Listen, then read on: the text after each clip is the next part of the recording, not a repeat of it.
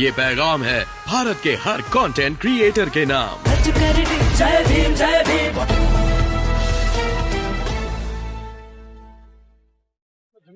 क्या मुद्दा?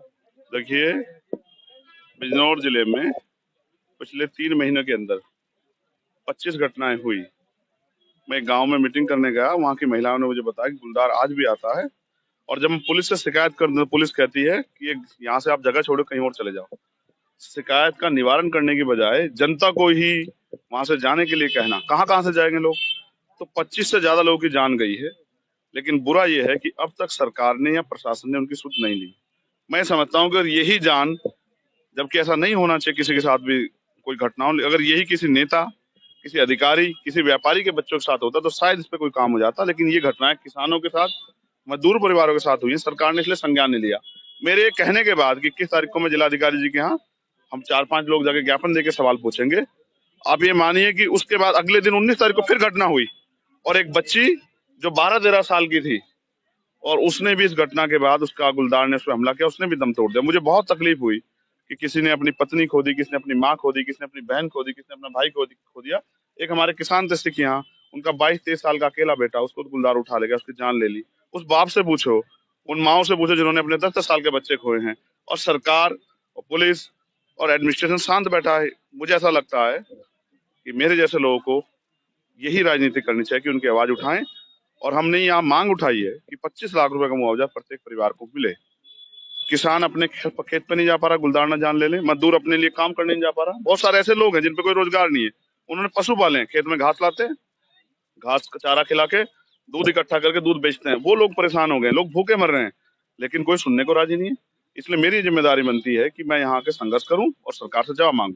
आज हमने जिलाधिकारी जी को ज्ञापन देना है, जिसके जरिए हम 25 लाख रुपए मुआवजे की मांग की है, और घायल उनके लिए जो मृतक है उन परिवारों के लिए, और घायल लोगों के लिए 5 लाख रुपए की मदद की मांग की है। और मेरा प्रयास है कि वो जो पूरा क्षेत्र है उसमें सुरक्षा का माहौल बनना चाहिए। अगर जनता सुरक्षित नहीं, जनता टैक्स देती है, फिर अधिकारी कर्मचारियों से सवाल होंगे, और अधिकारी कर्मचारी सवाल से भाग नहीं सकते। अब तो मैं यही हूं ना। अगला कदम क्या है? अगर जिलाधिकारी महोदय कहते हैं मैं बेबस हूँ, सरकार नहीं चाहती, तो फिर हम इसको प्रदेश स्तरीय आंदोलन बना के हर जिला मुख्यालय पे आंदोलन कराएंगे। और अगर उससे भी काम नहीं चला तो लखनऊ में जाके विधानसभा घेराव करेंगे। लेकिन हर कीमत पे नगीना, बिजनौर के रहने वाले लोगों की जीवन सुरक्षा करना हमारी जिम्मेदारी। इस लड़ाई को हम लड़ेंगे। 2024 के लिए क्या तैयारी है आपकी? देखिए, ये जनता की लड़ाई लड़ना, जनता की आवाज बनना, यही मेरी लड़ाई है। इसको मैं 2024 में भी लड़ रहा हूँ, आज 2023 में आप गठबंधन से लड़ेंगे कि अपनी आजाद समाज पार्टी से लड़ेंगे? मेरा जनता से गठबंधन हो गया है, हम जनता के गठबंधन से लड़ेंगे। और बाकी अभी तो बहुत कुछ बाकी है, आने वाले दिनों में आपको बहुत कुछ जानने का मौका मिलेगा। नगीना कंफर्म क्या? यस, नगीना लड़ेंगे। अच्छा, अगला एक छोटा मुद्दा ये है कि जैसे लोकसभा में इस समय बवाल चल रहा है कि मुख्यमंत्री को लेकर विपक्ष को गठबंधन बाहर कर दिया गया संसद से, और उधर बीजेपी वाले ये आरोप लगा रहे हैं कि उपराष्ट्रपति को जो सम्मान हुआ है, बेइज्जती हुई है, तो इसे आप किस रूप में? 2 चीजें हैं। पहला, जो सांसदों को बर्खास्त किया गया, उसमें मैंने अपनी बात रख के कहा है कि ऐसा समय जो तानाशाही का दौर आ गया, सरकार विपक्ष विहीन लोकतंत्र की कल्पना कर रही है, संसद की कल्पना कर रही है। ये लोकतंत्र की हत्या है। इसलिए मैंने कहा कि सभी सांसद 1989 की तरह इस्तीफा दे दें और सड़कों पर जनता की अदालत में चलें, और हम उनके साथ हैं सड़कों पे, जिससे कि सरकार की तानाशाही को रोका जाए। दूसरी बात, मैं उपराष्ट्रपति जी का बहुत सम्मान करता हूँ, लेकिन मैं याद दिलाना चाहता हूँ, मैं अगर उनका अपमान है तो मैं इससे बहुत आहत हूँ। लेकिन जब हमारी पहलवान बेटियों का अपमान हुआ, जब हमारी पहलवान बेटियों को घसीटा गया, तब भी सब यहीं थे। और जब 700 किसानों की जान गई, तब भी यहीं थे। जब प्रधानमंत्री एक शब्द नहीं बोल पा रहे थे, जब चुनाव आया तो हाथ जोड़ने पड़े। लेकिन पहलवान बेटे जिन्होंने देश का गौरव बढ़ाया था, वो भी शायद इसी समाज से बिलोंग करती थी।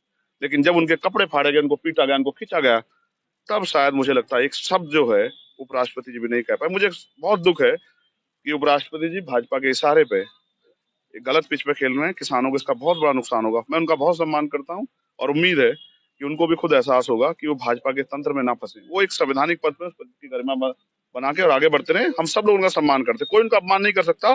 वो बहुत प्रतिष्ठित व्यक्ति हैं और समाज में और देश में उनका बहुत सम्मान। लेकिन आज वो बीजेपी के इशारे पे जो कर रहे हैं, इससे नुकसान होगा। जनता देख रही है कि किसानों की लाशों पे हंसने वाले भाजपा के लोग, पहलवान बेटियों के अपमान पे हंसने वाले भाजपा के लोग आज अपने आप कितना गौरवान्वित महसूस कर रहे हैं। तो इसलिए ये सब चीजें 2024 से जुड़ी हुई चीजें हैं, लेकिन जनता समझदार है। अभी आपने मायावती जी के लिए परिवारवाद पे सवाल किया कि उन्होंने आकाशवाणी को बना के परिवारवाद को बढ़ावा दिया। नहीं, मैं परिवारवाद की बात नहीं कर रहा हूँ। बेसिकली काशीराम साहब ने जो तैयार किया था विचारों का आंदोलन, वो कमजोर वर्गों का संयुक्त आंदोलन था। आपने उससे कमिटमेंट किए थे। नेता की ताकत होती है उसका उसका कमिटमेंट, उसका स्टैंड। जब नेता अपने कमिटमेंट स्टैंड छोड़ता, विचार छोड़ता, तो समझ जाना चाहिए। देखिए, पिछले साल बहन जी ने कहा कि वो भी बहुत मजबूत है, 20 साल कहीं नहीं जाने वाले, 20 साल तक वही राजनीति करेंगे। अचानक क्या हुआ 1 साल में कि आपने उत्तराधिकारी घोषित कर दिया? तो मैं समझता हूँ उन्होंने, उनको खुद महसूस हो गया कि आज की राजनीति में वो फिट नहीं बैठ रही है, और चंद्रशेखर आजाद को रोकने के लिए जितने प्रयास कर लो। मैं इससे नहीं घबराता हूँ, मैं उनका धन्यवाद देता हूँ, और मैं उनसे कहूंगा कि वो आराम करें। उनके हम चंद्रशेखर और बहुत सारे लोग देश में निकले हुए हैं जो भारतीय संविधान की रक्षा करेंगे, लोकतंत्र की भी, और प्रयास करेंगे कि भाजपा के इस गुंडा राज को खत्म किया जाए। धन्यवाद।